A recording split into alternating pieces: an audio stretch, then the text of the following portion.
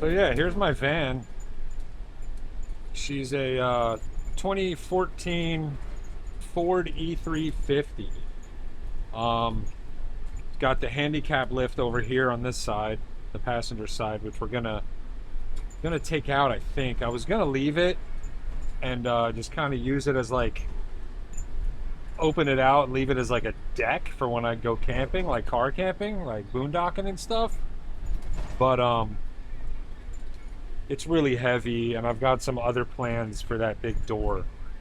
So brought it down to Trail Days. I took out all the seats except for there's one behind me that is just a pain in the butt to get out. I gotta get some new grinding wheels. So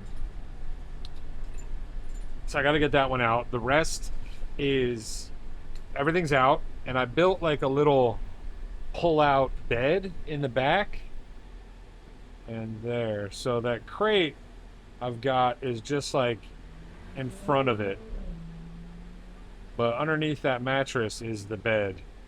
It's on like slats. It's built kind of like a couch that pulls out like a hideaway bed sort of, but so it'll double as a couch. I just got to fold that mattress in like thirds to make it sit onable. And yeah, so it worked out. But we're gonna, obviously that was a temporary build for Trail Days just because I intended on sleeping in the van, which I did, and it was epic. Where the hell was I? Oh yeah, the bed. It was just a temporary build. I built it out of like 2x3s and 1x3 slats. So it's kind of crappy. It works, and it worked. And it's given me an idea for what I might want as the temporary, or as the, I'm sorry, the permanent kind of bed system. Because my whole goal in building this dealio is going to be utilizing spaces for more than one intended purpose. A bed, that's also a couch, that's also maybe a table sort of stuff. And it's going to be really cool, and I hope you guys like it. Not a builder by any means, so I don't really know exactly what I'm doing. I got a buddy who's like a union carpenter, so he's probably going to help me out with like ideas. He's a really busy guy, so I'm not expecting him to do any work, but definitely like run ideas by him and stuff like that, like what wood and hardware to use to maximize or minimize weight, and I don't know, stuff like whatever, structural stuff too. So the first thing we got to do is first thing I guess we got to do is get this seat out. This seat has to go, the lift has to go, and then all of the interior paneling has to go, because we're going to man, that's so much, because it comes all the way up around the front here. We're going to re-insulate the whole thing. Not sure with what yet. Maybe spray on. I don't know. We'll check the R values and see what's the best. Maybe we'll go nuts and like order a bunch of alpaca fur. No, we're not going to do that. We'll probably use some of that blue board, that blue stuff. I think that stuff's got a pretty good R value. Yeah, and then some spray foam and stuff. But my main goal is I want to get the floor up too. So the floor probably has some rust in it. When I bought this van, I kind of got ripped off a little bit. And the guy, I bought it from like one of those used car lots that just absolutely sucks. You know, the old swindler type of spot. Yeah, anyway, I got a little bit robbed on the deal. But I did it to myself, and I'm happy with it. I was very specific about wanting one of these vans, like the high tops. I couldn't find anything with the diesel, or with the 10, not the diesel, I'm sorry, the 10 cylinder, which would have been sick, because those you can pretty easily swap to of 4x4 system, which I'd like to do, but everything I'm hearing from shops is like, it's the wrong van to do it in. But whatever. Well, that's another topic for another time. Let me get off off direction here, like always. But anyway, so yeah, I got a little bit beat when I bought this thing, and the floor was completely rotted out.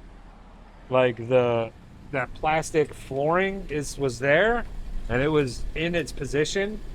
So when I took it for a little test drive, I couldn't tell. Everything seemed fine.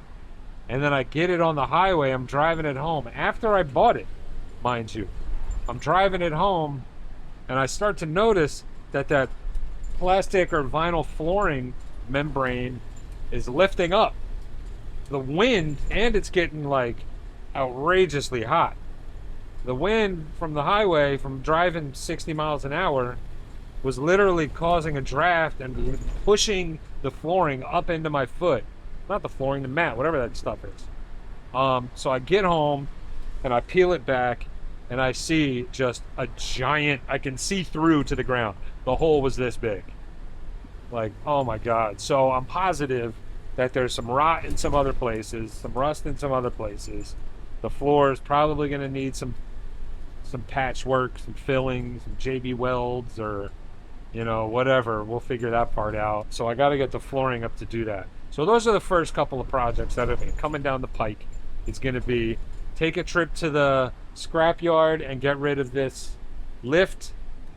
Probably get like $60 for it and scrap, maybe 30. I don't know, whatever. Anything's better than zero.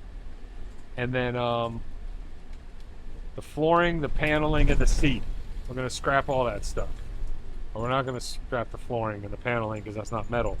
But you know what I'm saying. Everything else is getting scrapped.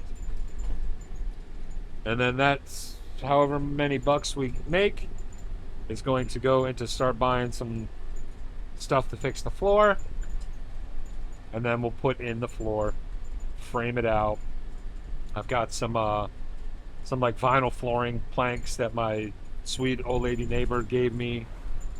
She just had her kitchen redone, so she had a bunch of planks left over, and I think it's just the right amount to fit most of in here.